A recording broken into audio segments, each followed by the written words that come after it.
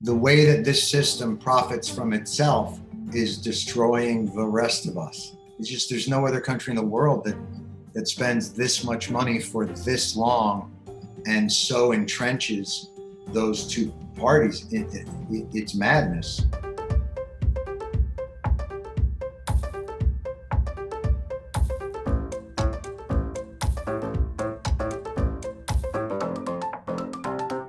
Why are you here? Because crushing the last piece of hope in your eyes really gets me off. You wrote the role of Gary Zimmer specifically with Steve Carell in mind. Why was he your choice? If you don't have kind of a baseline of likability, it's a tough road to kind of spend an hour and a half with that cat. So I think that he just has the perfect blend of being able to bring in the sharpness of the humor with a little bit of edge, with some nice pathos. Like he's able to paint with all those colors. Can I be completely honest with you? No bull. Be nice. My daughter's here. That was your daughter with her arm up the cow? And so he was the first person that I showed the script to. He was the one that I wrote it for, and was lucky that he, decided to do it.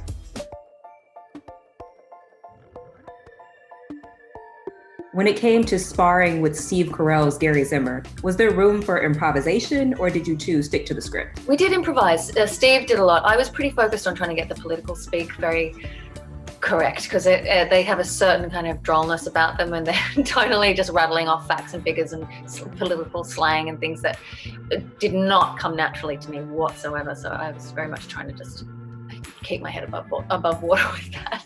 The Democrat Party can't win. They're getting desperate. They don't know us. They don't want to know us. And they look down on our values. No, that's we. You're DC elite. Oh, no, actually, I'm from here. Wow, so this campaign has been a bit of a homecoming. It really is, Brooke. Thank you. No, that's a lie. Okay, so was it in the script for you to lick his face, or was that something you guys came up with? That was in the script. That was my first day. It's good to see you. Yeah. You look fat. I didn't met Steve like half an hour earlier. Like, hi. Why Irresistible? I think, the movie kind of functions on two different wavelengths, and I think I wanted people to feel very comfortable thinking they were watching maybe a different movie than the one they were actually watching. And Irresistible struck me as the type of title that you might see in like a rom-com or some kind of, so that, when your expectations are set, you could think, oh, is this about kind of a cynical political operative that goes to a small town? Is this kind of Doc Hollywood? Where are we going? And what it ultimately means is that a created narrative about the polarization of our country was irresistible to the media and to the powers that be, and use that energy against them. Now, in terms of filming timelines, it must have felt like a shock to the system to go from Faith Brewster to Gloria Steinem in Mrs. America. It was a kind of a great companion piece in a way. Mrs. America obviously is a historical piece, but it sort of reverse engineers why we're at where we are today, which is where Irresistible is set. So, and obviously playing women on very different sides of the aisle. And in very different sort of lights. You want to get ahead, climbing on the shoulders of men, Phyllis. Just not. They're looking right up your skirt.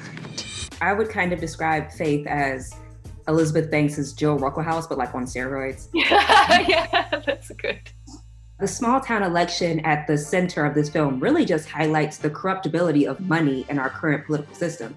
So my question is, are we stuck? Like, do you foresee any way for us to get out of this cycle? It's political will. Government is only as strong as the consent of the governed. And I think if we get to a certain point where we decide, look, the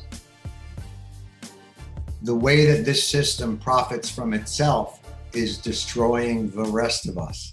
And Citizens United is going to make that a lot more difficult, but I do believe it's worth revisiting. I think revisiting the idea of the permanent campaign is just, there's no other country in the world that spends this much money for this long and so entrenches those two parties. It's madness. So I would love to see that revisited in a really effective way, but it's very hard to get powerful systems to dismantle themselves. That very rarely happens. So it has to be, you know, kind of a cry of the people. Hey y'all, thanks for watching I Have a Question. Interviewing these authors, entertainers, and all-around change makers is always the best part of my day, so I hope you enjoyed it too. If you really liked this video, make sure you show that love by hitting that like button and also subscribe to our channel.